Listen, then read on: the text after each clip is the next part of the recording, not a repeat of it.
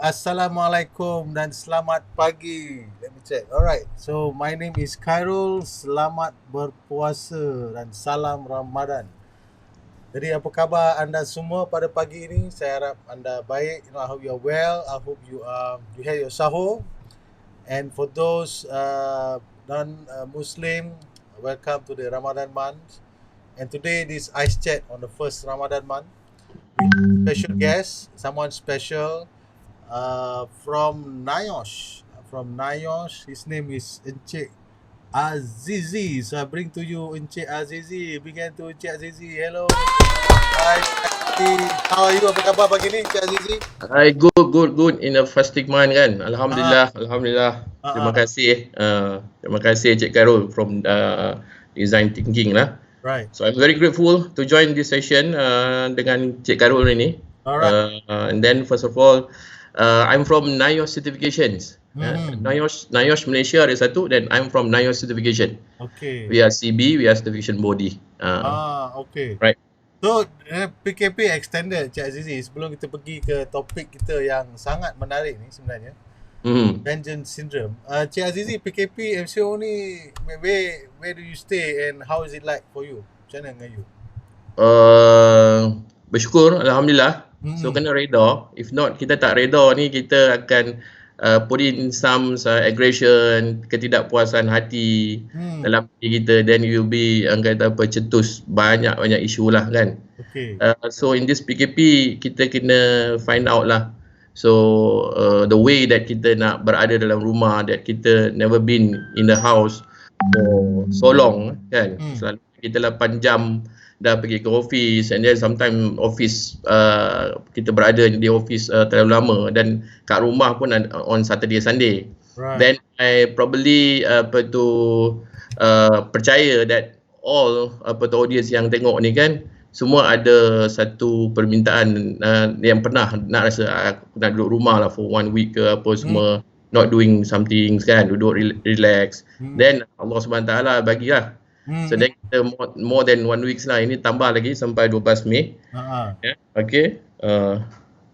So you stay kat mana? Shah Alam? I stay kat Shah Alam. Alright. So can you tell us a little bit more about NIOSH certification? Sikit je untuk orang-orang luar ni tahu. At NIOSH certification Sdn Bhd, we doing a lot of trainings and audits lah. We are CB, we are certification body, and then what we're doing is we try to give a management system. We talk about ISO, International Standard Organization, and talk about the management system. What is management system all about? Is talk about how that the organization to address the risk of the organization in niche ataupun in specific scheme. Let's say kita ada NIOSH, we have ISO 45001, we have Road Traffic Safety Management System 39001. Okay, today also the vengeance syndrome is a part of partial kita nak discuss, dan kita nak ada linkages dengan Road Traffic Safety Management System. So it's basically how to control your operational risk, your managerial risk, and juga your policy maker risk. And then kalau kita boleh kawal, then macam the business continuity we have also kan. Kalau kata this pandemic issue, this is about disruption of the business, banyak kan berlaku sebagainya, then how that you going to tackle the issue. Basically it's come back to the basic Cik Khairul, ialah berkaitan dengan how that you manage your risk in the organisation. Right. Oh, I think that's certainly it's not something easy. It's not tak mudah, no. There's a lot of process. No, I remember masa dulu I get involved in in large organisation, ada ISO, no, you mentioned ISO just now. So ada ISO, nak upgrade to ISO ataupun nak ISO audit kelang kabut, semua kabut, nak kena buat documentation lah macam-macam. Jadi now, no, you mentioned just now that as NIOSH certifications, we also have what we call road traffic safety management system, right? Jadi masa I ingat also last week I reach out to NIOSH certification and then reach out to you. Right. Then I tanya what would be interesting for audience in COVID. You mention about vengeance syndrome. Yes. Saya first time dengar sebenarnya vengeance syndrome ni. Saya pun buat research sikit. Ada banyak kepada PTSD, post traumatic stress something. Yes. Then I cakap vengeance syndrome. Wow, this is very unique kan. So mungkin Cik Azizie, can you enlighten us a little bit? Vengeance syndrome ni apa dia sebenarnya? Okay, just a brief to get the audience lah yang dengar ni. Saya rasa ramai dengar ni, ramai kawan-kawan saya tag saya, are you going to give a online FB apa semua ni, kata out of sudden kan, tak pernah tengok dalam Facebook dan kata okay, yalah, give some kata sharing information, and then basically the hypothesis I kena quote kat sini, this is a hypothesis because there is no betul-betul data yang solid to talk about this vengeance syndrome affected the road user. Okay, basically when talk about vengeance ni, a lot of people faham lah kan. Vengeance ni kalau dipermudahkan dalam bahasa Melayu, it talk about dendam ataupun sesuatu benda yang kita ingin tetapi kita tak dapat, dan kita akan react whether it's positively or negatively. So that is to talk about the vengeance lah. Back dulu kita zaman kanak-kanak dulu sebagainya. Kalau bapak kita cakap don't do this, don't do that, everything that, kita kadang-kadang geram saja kan. So means that, contoh lah, very simple kata understanding is, kalau kita mak ayah kita dulu tak bagi kita makan coklat because of the impact to your teeth dan sebagainya, tapi kadang-kadang kita curi-curi makan, then apa akan terjadi? So kan, then the impact. So bila kita bawa kepada this vengeance syndrome, this basically talk about behavior, talk about behavior of road user. Okay, dalam saya punya study ni, due to this pandemic issue, banyak sebenarnya this vengeance syndrome was not only been measure or do some analysis towards road saja, towards you punya contoh pemakanan, contohnya kan, pemakanan you juga, there is a vengeance juga. Bila you contohnya diet, then suddenly you cannot eat rice apa semua, then after that you start to eat more kan. And then sama juga dengan this vengeance syndrome. Vengeance syndrome is talk about kita tidak dibenarkan untuk membuat pergerakan melebihi daripada 10 km, dan kalau kita tak essential, then we need to berada dalam kita punya compound rumah dan sebagainya, kita tidak boleh bergerak kan. Because the objective is to putuskan exposure kan, pendedahan towards the COVID-19. Okay, tapi perlu diingat, kita boleh berlakunya mental stress. This vengeance, this syndrome, to talk about the behavioral, talk about stress of the orang yang tak boleh keluar daripada pagar contohnya, kan. Then the aggression, okay, talk about the aggression. Memandu perlu ada aggression, tetapi perlu kawal kan, mild aggression, and then put in the vengeance, then we create a violence in the road. Okay, I read a lot of journal and research yang akan I share dekat I punya slide nanti selepas ni. Then also I did some members. I would like to also, sebelum teruskan ini, ialah thank you to my team members from the lead auditor. They all is a lead auditor from Road Traffic Safety Management System team. And then we call out the Professor Dr. Wong, Dr. Tajuddin on the medical side. Saya akan tunjuk sedikit lah. It's just 2 weeks preparation of having the risk. Either betul tak ada risk ni? We talk about benda ni. Okay? Right. Good. I think that's a good point where you mentioned a few things related over here just now, Azizie. You mentioned that VS or vengeance syndrome is not limited only to driving. Yeah. It can even to eating, riding, superbike, ataupun even what you call driving, or even macam playing, like I think I agree with you. Kan kadang-kadang macam ada kadang-kadang yang kita ada satu habit ni, kita panggil dalam eating macam cheat day lah. Kita diet dan kita cheat day kan. Betul. Itu kita bedah lah, sebat lah apa-apa pun kan. Ataupun ni kan bulan puasa kan, macam sebelum ni kita dekat pasar Ramadan tu kita beli macam-macam. Lepas tu tak habis makan. Itu pun saya rasa macam sedikit macam vengeance. When you wanted to have macam revenge lah, dendam lah macam cakap tadi. Right? But the thing is, you mentioned also vengeance syndrome can cause aggression. Okay. And it could possibly lead to violence. That's where the dangerous part. Particularly in road safety.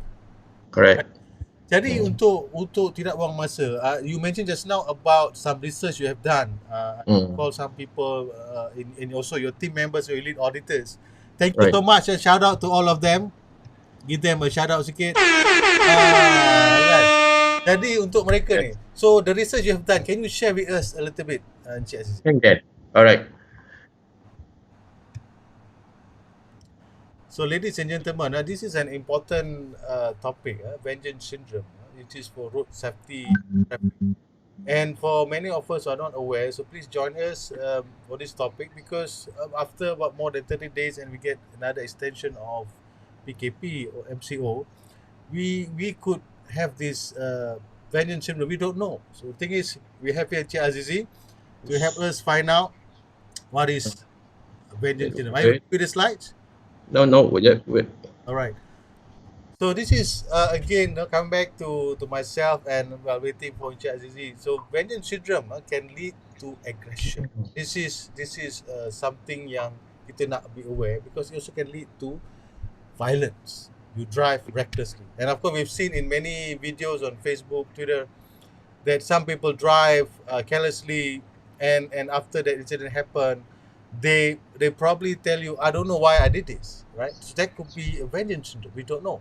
So I'm waiting for Encik Azizie to right first. Now ready? Okay. So slide. let's go to the slides. Okay. Right. All right. Okay, so basically vengeance syndromes. So we want to know that whether the post MCO are going to be effect to the road user. Means that the aggression, the violence coming in through the vengeance. So this apa tu saya cakap the hypothesis lah. Basically, I'm carry out some hypotheses and the risk assessment through bow tie. Then to get further understanding how the risk can be affected to the road user. Definition of road user can be to driver and also. Are you hear me? All right. Yes. Go ahead. Okay. To the road user, to the motorists, and then pedestrians and semua lah kan. Sama ada commercial atau tidak. Okay. Jadi kita at the end of the day, of course. If I'm throwing this title to you, and then after that, what is the output and what is the countermeasure? Of course, I also going to share with you the solution, and then maybe the countermeasure yang kita boleh guna pakai lah, right? That's the most important, Yes. Alright. Yes. Right. Okay. So I would like to thanks all the members. So from I'm doing the risk assessment by having some bow tie methods, right? All right. So I would like to mention here. Terima kasih kepada IR Haji Muhammad Khalil, Cik Muhammad Nazir from NIOSH, IR Haji Muhammad Khalil from the Khalil consultation, and then Dr. Ahmad Tajuddin is a emergency head from Hospital Tengku Puan Rahimah, and then Dr. Nurul Hafizah, and also Professor Dr. Wong Shohvun, and also from Mitran, but I doesn't put it because this topic is basically pop up when I'm discussing my research and other research with Dr. Wan from Mitran, Dr. Yanti, and the Dr. Radia. Okay, all right. So this basically the scope of our study is was carried out for us to have scientific case study on the impact on the vengeance syndrome after the MCO. Okay, everybody know based on the common and logic thinking of people, behavior of human have a behavior. So individual behavior will interact with the environment and cognitive thinking. It means that the mind setting, whatever you view, the environment situation will impact you, right? Based on what he saw, feel, experience in his life. Then human behavior will be based on the level of understanding. That's why selalu kita ada percanggahan. Kau cakap lain, aku cakap lain, tetapi ada kekilafannya. Even dalam agama pun ada kekilafannya. Because what? The understanding, pemahaman seseorang tu di peringkat mana, ya. That's why kita ada quarrel. That's why the problems coming in, because the understanding is a difference. Okay. Okay. So these two, the cognitive, the cognitive thinking of mind of individual, right? So the objective is to study, to evaluate the effect on safety and health of the road user in the context of human behavior and human factor in the following movement control order as imposed by the Malaysian authority is an effort to fight against COVID-19 pandemics. Yeah. So this is the beginning. Alright. Let's kita brain in sikit. Bila kita cakap driver, saya ambil contoh. I'm getting an example for this 1 hour session as a driver. Okay, kita can also take contohnya motorist ataupun rider, tapi I take driver. Okay, according to Rotter 1994, driving represent a unique social setting with a very distinct rules and norm. Means that memandu ni ialah satu pekerjaan. Ya, kita kena setkan kepala kita, memandu ini ada satu pekerjaan. Bila cakap satu pekerjaan, dia ada rules yang dan norma-norma yang perlu kita ikuti. Right. So means that kita bukan saja kita pergi ke tempat kerja, kita kena ada rules yang kita ikut. Selepas kita balik kita tak ada. Salah. Jadi sebenarnya start saja kita memandu atau berada di jalan raya, kita dah perlu ikuti perundangan-perundangan yang tertentu. Okay? Which is expected to be uniformly obey by all road user. Bila dia tak obey road user tu, itu yang dia akan jadi aggression. Dia akan come up with ketidakpuasan hati. Kau tak patuh, aku patuh. Kenapa aku tak boleh tak patuh? So then kita change line dan sebagainya. Apa sebab kau tak follow traffic light color hijau? Then kita tak pandu. Oh, kita pun ikut sama. So these are the things, okay? And then by the understanding of this cognitive input, process and output, saya nak memahamkan pendengar-pendengar berkaitan dengan kaedah kita memandu. Of course, dalam gambar rajah yang ada di sebelah kanan ni, I put it PV. PV is process variable. What is process variable? Means ialah berkaitan dengan you punya jarak, you punya speed. This is process variable. So measured, what is your measured? You are going to measure. You akan tengok apa berhadapan dengan you. Kalau ada benda halangan, you akan brake. Kalau tak ada halangan, jalan luas, you speed. You measured. And then you measured the signages, you measured the car in front you, berapa jauh, berapa dekat. And then of course, for us to put in this agrometrics, the input, process and output, we talk about input, process and output, kita kena put in a set variable. So contohnya kita nak sampai, most of the time kita membawa kenderaan daripada satu point ke satu point. Aku within 45 minutes aku kena sampai. Within 1 hour aku kena sampai. Within 2 hours aku kena sampai. So meeting pukul berapa? Kita dah set variable kita. Bila kita set the variable, kadang-kadang kita tak boleh sampai, then dia punya anatomy and physiology body will come to us to change the human factors. Pergerakan kita, So this is talk about MO1 semua ni ialah mechanism, the actuator, the final outcome. You want to push kanan, push kiri, atau braking, speeding, and then this is talk about input, process and output. This is a very famous block ataupun kita cakap diagram in engineering process, in management system also we talk input, process and output. Okay, the human factor. Hold on, Azizie. Hold on, Hold on, Azizie. You mentioned about this topic called cognitive mind. The process variable and input variable will affect the cognitive mind. So are you saying like for vengeance syndrome, katakan the driver without knowing dia telah carry this vengeance syndrome, what will be the impact to him as he was driving? Okay, basically when you have vengeance syndrome is talk about put in a set variable lah. Maksudnya betul dah awal-awal you dah buat satu set point, your cognitive mind. Your vengeance syndrome is put in dekat sini dah. Sekarang ni dah lama dah aku tak bawa kenderaan aku ni. Kasih testing yang satu kali kan.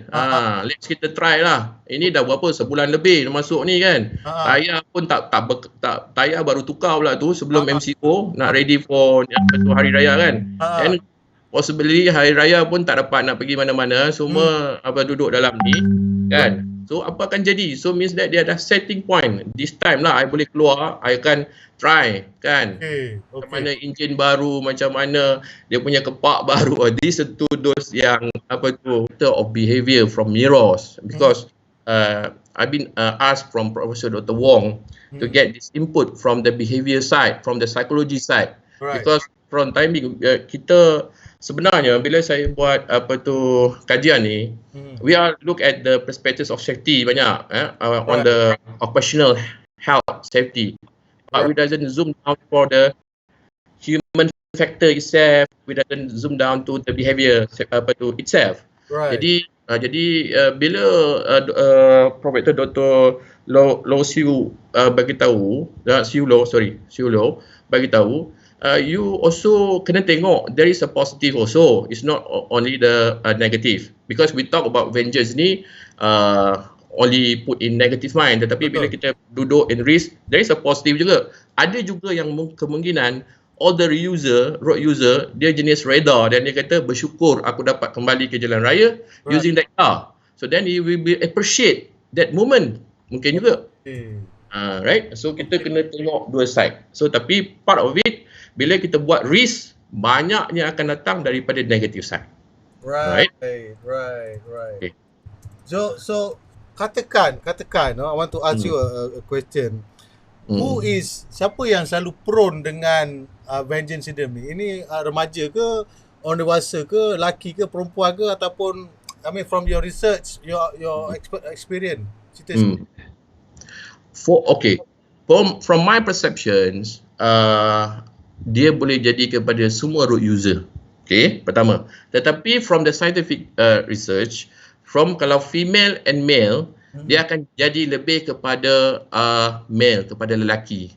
Research ada menyatakan banyak survey dan sebagainya, tapi banyak di broad lah kan, ada punya study talk about male more prone to the vengeance syndromes. Okay. So is it and it's not limited to driving also, right? It could also riding and all that. So do you think, this kind of katakan someone is just find out, actually aku rasa macam aku ada this vengeance syndrome lah sebab dengar this session dengan you kan, dia kata ini mungkin vengeance syndrome dia kata. Jadi the thing is, how can someone know simptom-simptom yang dia ada ataupun petanda-petanda yang dia dah ada this vengeance syndrome, macam mana dia nak reduce ataupun minimize that sign? It's quite difficult for individual to determine that I have a vengeance syndrome basically kan. Sebab and then kita boleh nampak contohnya kawan-kawan kita lah, from our friends kan, to be a monitor, to be orang kata a monitoring tools or measurement tools. Sebab apa, that's why I'm taking these topics or this title to the publics, is to give everybody, kalau boleh dengar dan faham dan sampai-sampaikan, it might be dia boleh terjadi kepada semua orang, semua road user. Dan kita pula kita tak ada psikologi punya analisis before kita membawa kenderaan. For 5 years kita tak ada psikologi untuk bawa untuk tested back all the driver, all the rider, how that is psychology in the road kan. Even orang yang mabuk, I take as cases, orang yang mabuk ataupun orang yang langgar, melakukan accident dan sebagainya, and then dia hanya disaman saja, after saman pay then habis kan. Kita pun yang come back on the confirmation on the perspectives of safety and health. Kita tak ada pun issue on that. Dia kena pergi contohnya go for psychologist, dia go for in term of retraining balik kan. to have a competency balik. We doesn't have that. So jadi benda-benda ni is very difficult. Kalau kata case tu dia bawa ke mahkamah pun, if kata berlaku kemalangan, and then kita nak sabitkan kesalahan dia, kita hanya sabitkan kesalahan kepada kesalahan dia di atas lalu lintas. Right. Are not following the rules. Right. But why they are not following the rules, dia punya orang kata apa, so called dia punya intermediating factors ataupun risk special factor yang mengakibatkan dia tidak mematuhi rules tersebut. Kita tak pernah pun di Malaysia, I think belum sampai, tak ada. Semua research, tapi the implementation wise kita tak ada begitu. And concern of the, hanya kita cakap contoh the impact from orang kata apa, intoxication, maksudnya kita minum alkohol ataupun drugs. Itu dia dah jadi dia punya, it's not behavior dia. Kita tak ukur dia punya behavior to take the drug. Dia dah tahu benda tu salah, why dia take. Right. The issue is that dia take more, mengakibatkan dia gagal untuk mengawal. Kawalan. Right. Salah dia kawal. Right. Okay. That's a good point that you brought up there. So in other words, as what you call society, we actually could do our role as well, right? Correct. Yes. Because the person who is carrying yang ada VS ni, vengeance syndrome ni, dia mungkin tak perasan. Tapi orang lain luar ni, kawan ke, saudara mara, ataupun yang kalau driver tu tengah drive, dan mungkin wife dia sebelah kata, abang apa buat laju sangat ni? Correct. Can that something yang kita boleh war-warkan? That's why I cakap tadi, kalau nak kawal ialah dia kalau individually susah lah kan, tetapi kalau let's say kita ambil contohnya the words of journey management. This is a perkataan-perkataan dalam organisation. That's why I nak cerita pasal tadi road traffic safety management system. We have ISO 39001 coming into the picture. Is talk about ISO 39002 is talk about commuting, pergi dan balik. You need to have a system to monitor you punya pekerja pergi dan balik tau.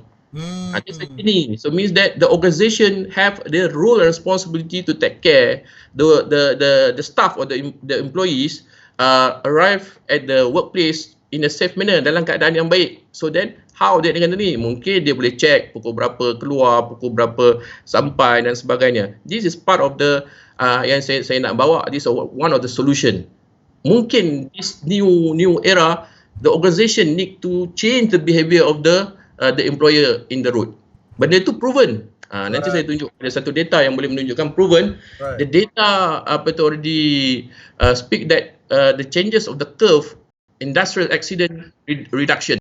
Why? Because the changes of the organisation. Right. Yeah, let's go back to your slides, Azizie. Can you help us? Right. Yes.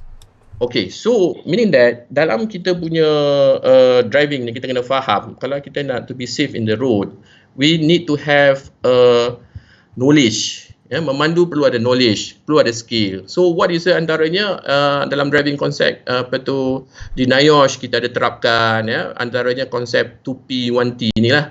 2P 1T is what talk about pemerhatian, your visual, that's why I cakap process variable that you see. Sensor yang paling besar dalam pemanduan adalah mata.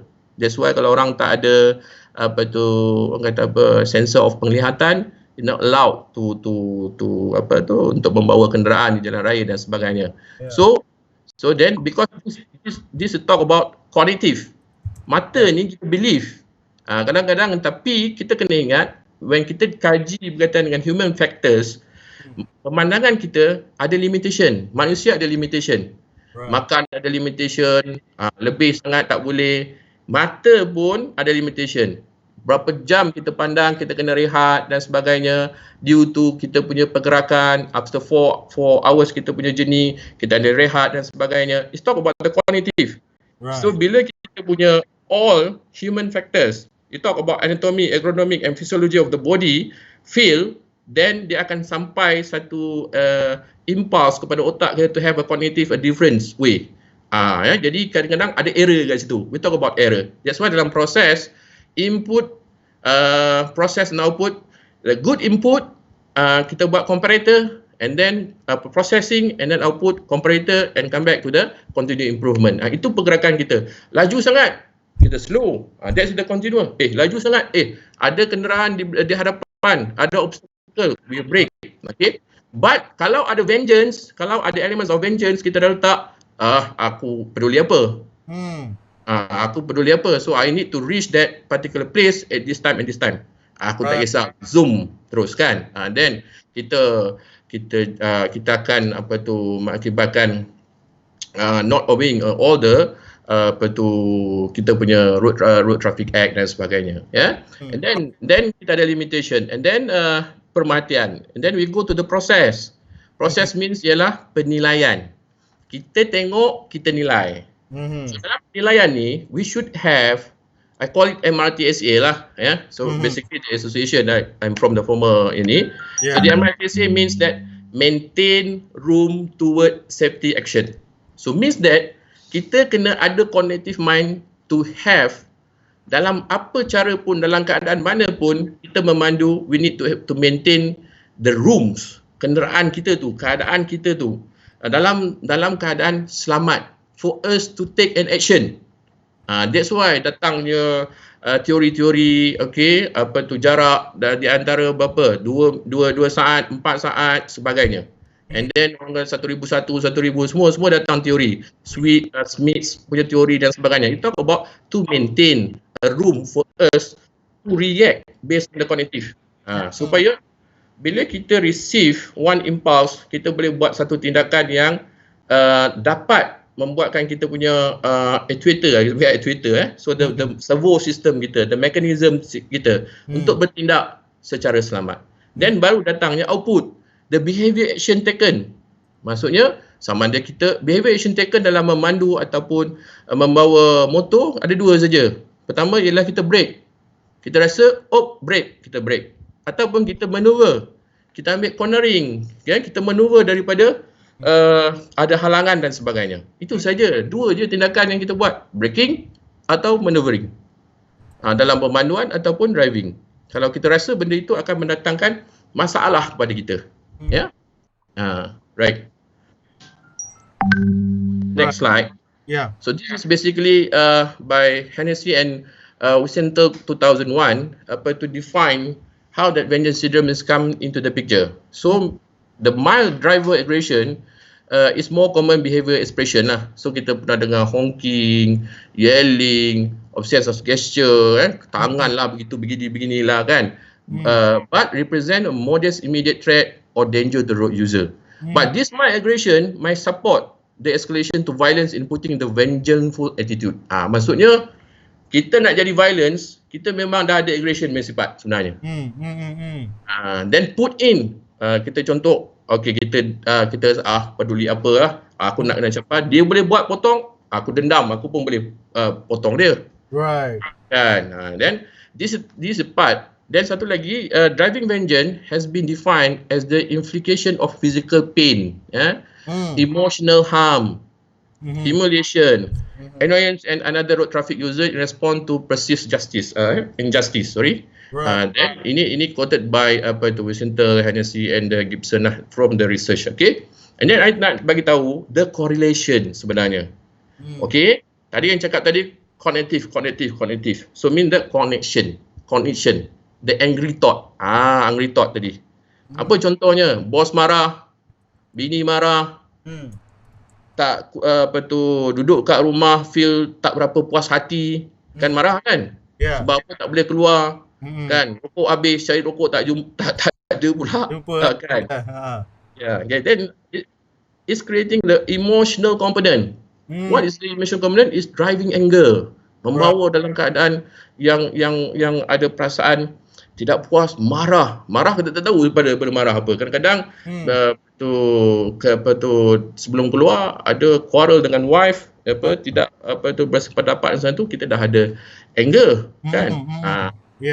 So okay, and then behavioral components, talk about the aggressive behavior.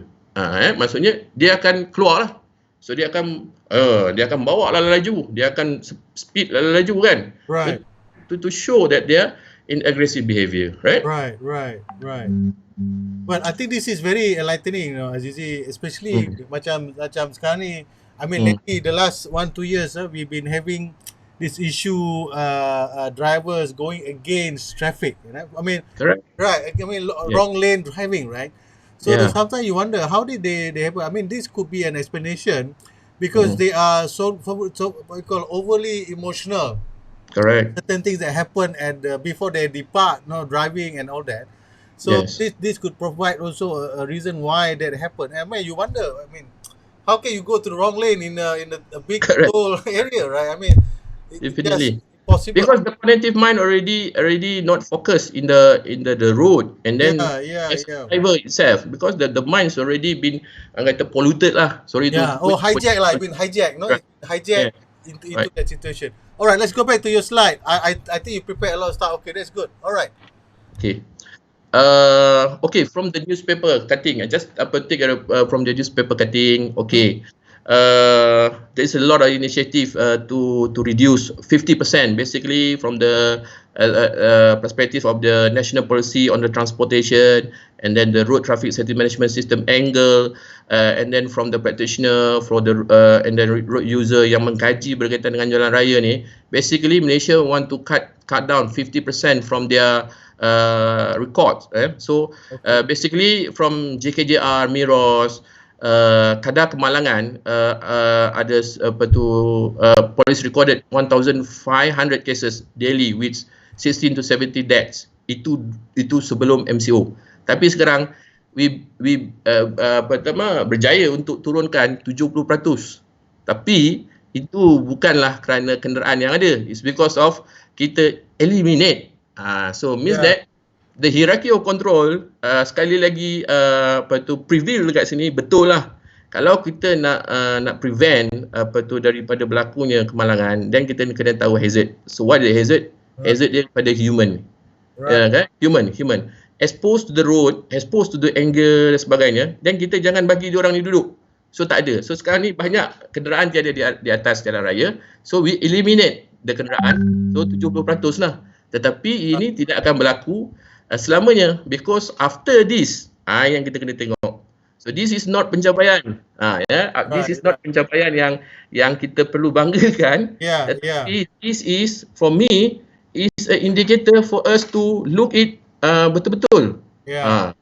All the agency ni 70% mean you dah cut. Mungkin 70% kenderaan berada di atas jalan raya. Right. So you use 70% is because what? You cut 70% of the vehicle. The input, right? Jalan raya. Kan? Yes. So then apa akan terjadi selepas itu, right? Right. Ini memang satu data yang perlu kupas lebih lagi lah, because benda ni memang on 70% ni memang sebab 50% is the set point. Ni, right? Okay. I kaji sikit kat sini. Okay, this is from JKJR, right? Tapi orang akan cakap you are not comparing apple to apple. Yes, bukan I nak compare kematian due to this pandemic or this virus and then kematian to the physical accident at the road. Cuma I nak cakap benda ni sebenarnya kena tengok dengan lebih detail, dan juga kena agensi-agensi yang berkaitan kena lihat secara terperinci. Means that, contoh I just comparing je. So the total number of cases of the due to COVID-19 case ialah 5,603. Kes kematian 95 kes. Okay. Kalau kita ambil dulu kita punya data on 2018, kemalangan kita ada 547,000.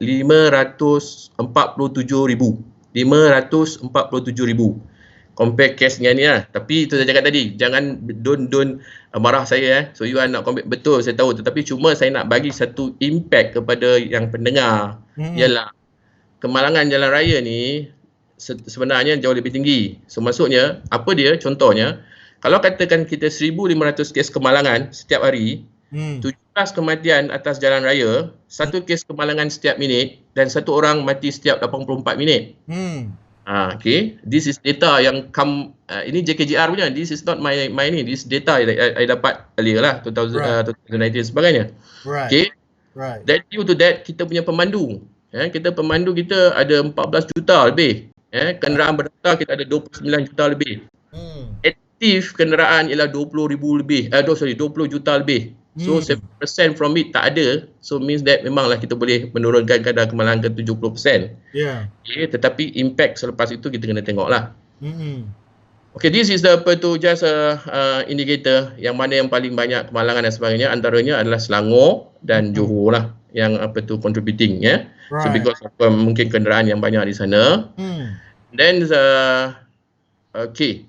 Dan kalau kita ni Malaysia duduk tangga berapa, kita adalah di Asia. On the 2013 and 2016 punya data from JKJR itself dan sumber WHO to confirm that kita duduk di tangga yang ketiga. Malaysia meningkat fatality rates. Kita berada di tangga ketiga di Asian country, ya. Right. Aziz, saya nak tanya sikit yang fatality rate tadi. Kalau tengok just go back one slide behind. Ada satu part you mention dekat situ. The one yang bacat tadi tu. Okay, right. Yes, there are some countries macam Thailand, Laos, the fatality rates reduced. Any thoughts why it was reduced? Lot of variable lah. I cannot simply pick exact what they are doing, kan.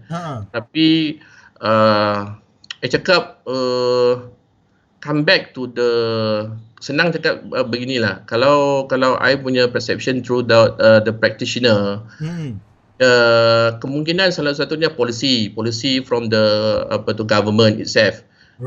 Yang berkaitan dengan sebab kita ni agensi terlalu banyak melihat benda yang sama, tetapi the output, the impact was not there.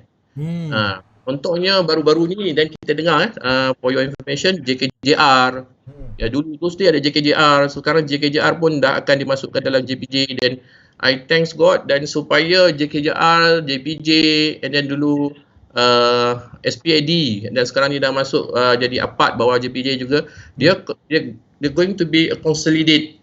So then benda tu lebih ada impact tinggi kepada kita road user.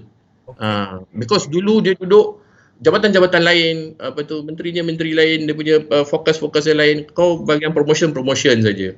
So dia pakai enforcement saja. Okay, itu antaranya. Okay, lepas tu satu lagi berkaitan dengan behavior manusia juga, kan. Okay, behavior manusia, and then kemungkinan kalau kita nak tengok kalau kata Thailand dan sebagainya, fatality rates dia ni mungkin based on 1,000 population. Of course Thailand vehicle yang banyak, penduduk yang banyak dan sebagainya, because satu benda mungkin behavior lah. We talk about behavior, come back to behavior. And then kenderaan tu juga sebagainya, kan. Mungkin sistem jaringan jalan raya juga.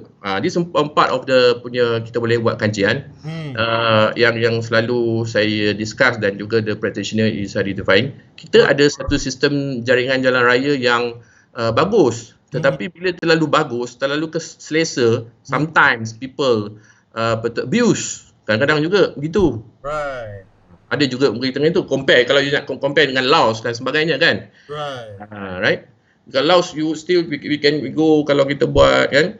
I'm also bikers, my friends going for a country, 3 country, pergi daripada Malaysia, Thailand, Laos, sebagainya, border.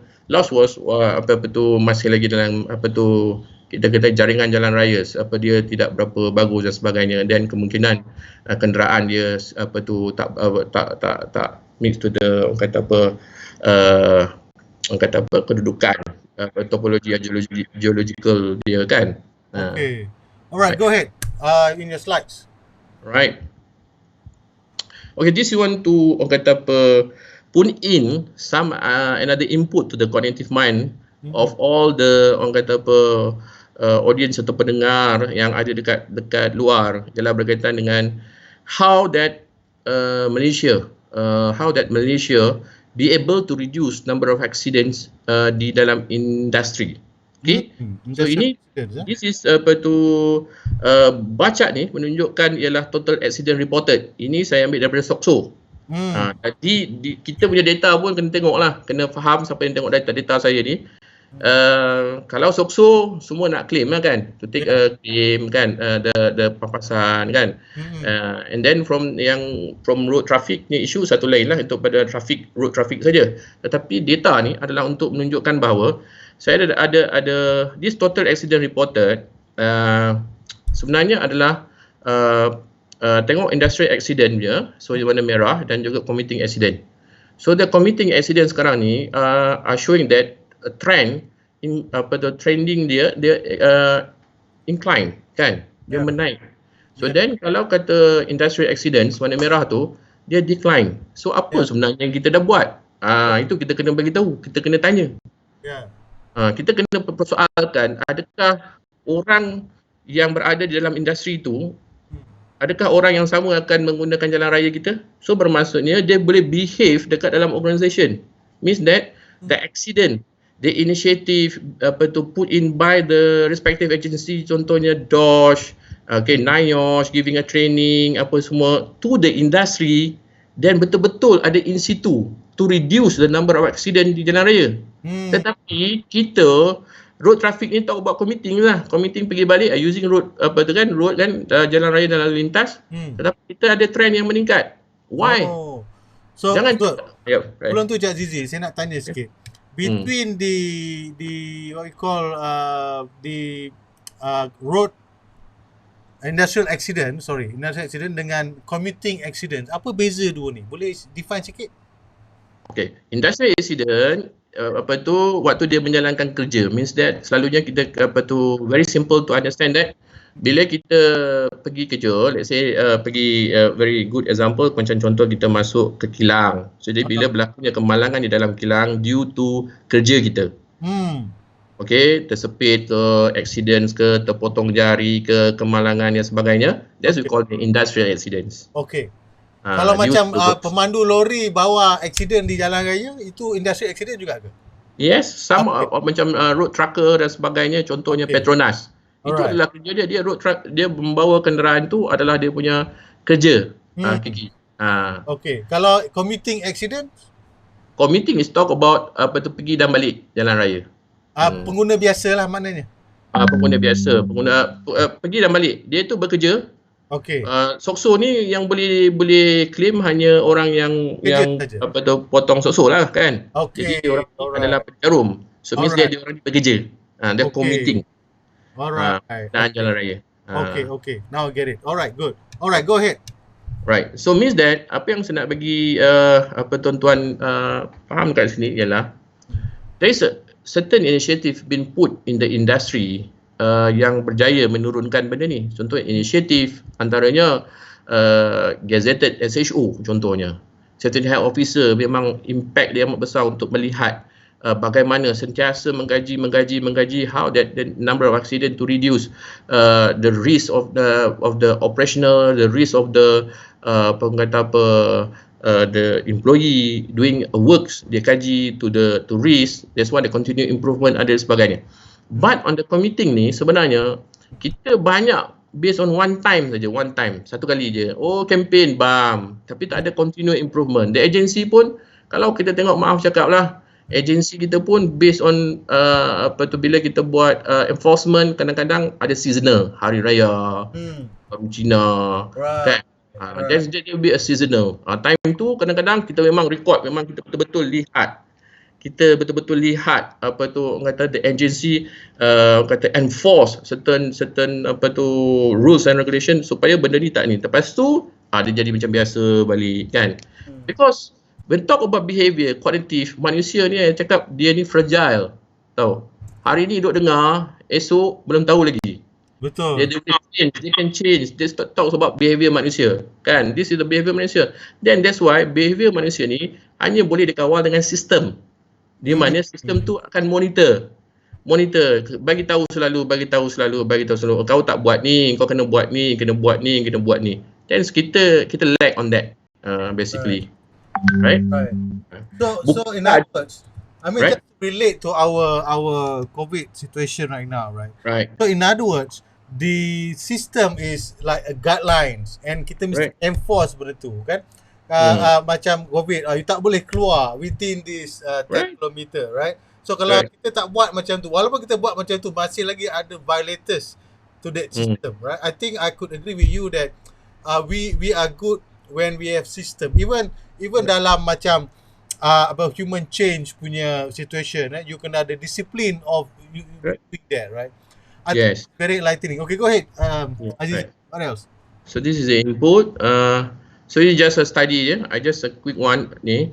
And then from the study, from the breakdown and then the analysis, of course, akan dapat ialah the factor yang menyumbang adalah manusia. Betul? So 80.6% menyumbang kepada kemalangan jalan raya ialah berkaitan dengan manusia. Bila cakap manusia ni, dan saya akan cakap there is a jalan punya factors and there is a kenderaan. So bagaimana I drive? Okay, ini just my framework, old school framework. Ini I suka macam ni sebab apa? I boleh tengok ni orang bayi ni, oh Cik Azizie, terlalu complicated. Basically it's very simple je sebenarnya ni. Kalau exam ni pening nak keluar balik framework ni, kalau kena jawab ni. This framework orang yang buat dia boleh senang. Right. Okay, cerita sikit.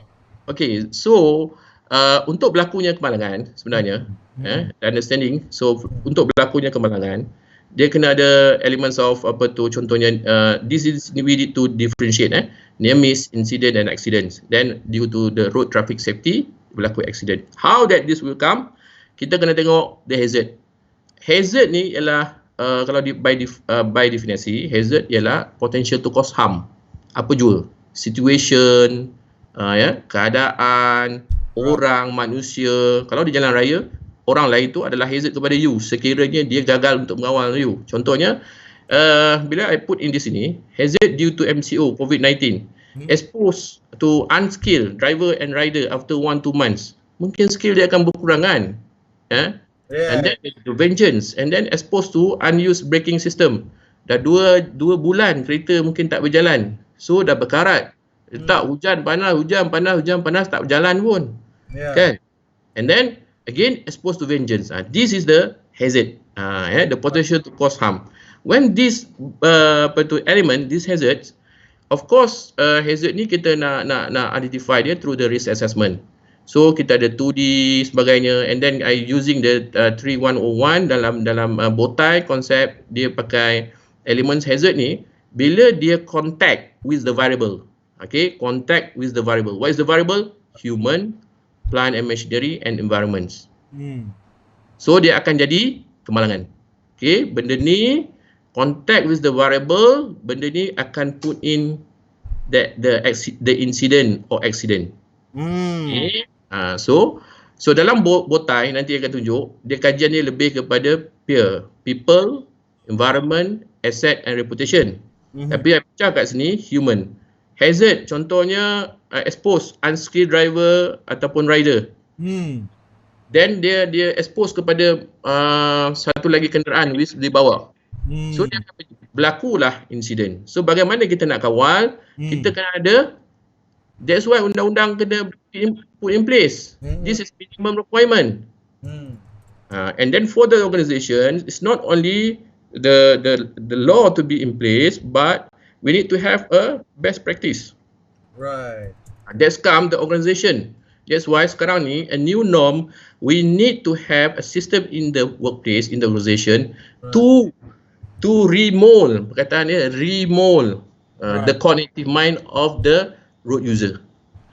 So dalam aspek kejadian pula, bagaimana satu berlaku ialah kalau kita ambil daripada perspektif cognitive human behavior ni, it talk about the multi-causation theory ni is from Henry, the gurus, Henry, the aggression, the vengeance and the violence. Kalau NIOSH punya perspektif is direct control, indirect control and indirect cause then root cause. Kalau dalam RTSMS, they are using using the RTS performance factors. We call RTS performance factors. We measure what? So in order for them to caught in incident and accident through the vengeance ni, dia panggil risk exposure factors. Contohnya ialah road user. Risk exposure factor tu antara measuring yang kita tengok adalah road user. Then jumlah perjalanan, the VKT, vehicle kilometer travels, and then final, and then satu lagi ialah berkaitan dengan intermediate safety outcome factors. Yeah, where is my cursor? Okay, ISOF ni ialah berkaitan dengan intermediate safety outcome factors, and then the third ones ialah berkaitan dengan final safety outcome factor, is the number of accidents, kebarangkalian dan sebagainya. Right. Alright, so this is talk about the hazard. Then benda-benda ni lah lepas tu akan berlaku ada vengeance due to kemalangan kecil from the vengeance punya driver tadi that have a syndromes, it might cause a bigger picture of the emergency situation. I just want to ask you, Cik Azizie, this is very enlightening. Now after you explain that, I'm beginning to appreciate this one-page view of the vengeance syndrome. And you mentioned something just now that we need to remold. We need to remold the cognitive mind of the road users. So are you saying that katakan after this COVID and the MCO going to be lifted, right? Is it a wise idea to make sure it is done on a staggered basis? Maknanya bukan macam okay guys, COVID dah habis, besok you all boleh pergi drive. So everybody will be, going on the road, right?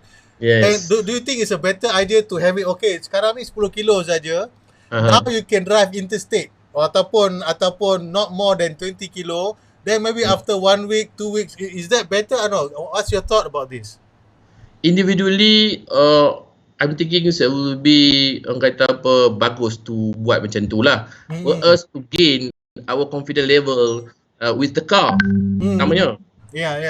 Kan, kita ada confidence levels balik. We talk about numbers of months that kita tak memandu tau sekarang ni. Kalau contoh macam orang kata ketua keluarga macam I pandu juga. So maksudnya mungkin seminggu sekali I keluar pergi beli kan. Itu pun kadang-kadang kenderaan ni macam ni apa sebagainya kan. Tapi itu terus macam contoh wife kita yang bergerak dulu, dan sekarang ni dia tak bawa kereta dah.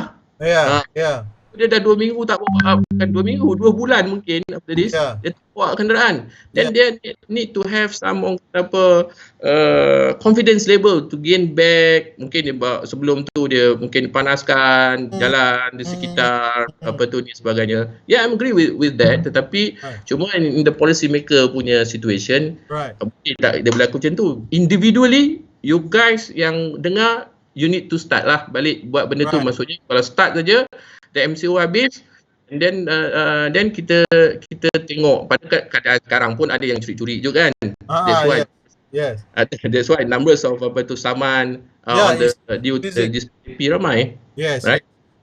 Okay, we have another 3 minutes for you. So okay, a lot of things to ni. Okay, just ni. Alright, very fast one. Okay, this is the PKP. So this is PKP time. So what the people? Sorry. Okay, come back. Okay, alright. This is a PKP time. You see that? This is again from the WhatsApp group from my friend yang kata boring sebagainya. You look that how people behave. Where is the cursor? Okay, this is PKP time.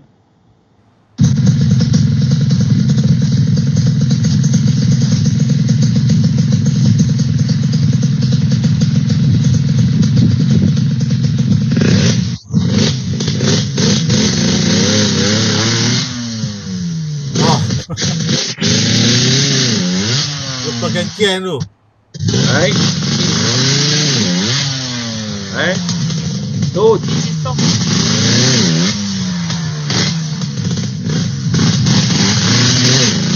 Okay, apa PKP?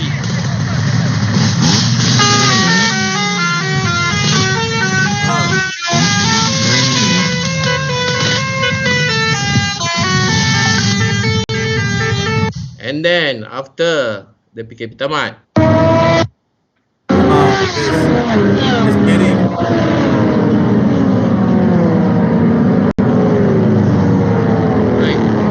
okay, so it will be like that kalau kita tak jaga.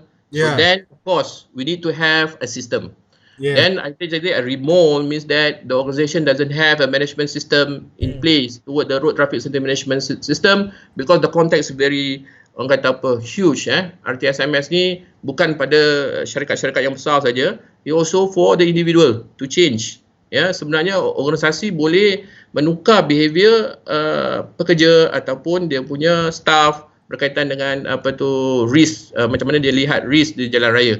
So road traffic safety management system is talk about bagaimana organisasi punya risiko, ini operational punya risk to the managerial and to the policy maker, right? Yeah. I need to pass one. This is a bow tie. So yang I buat, kita buat. So we got the bow tie. We got. I go to the finding, better.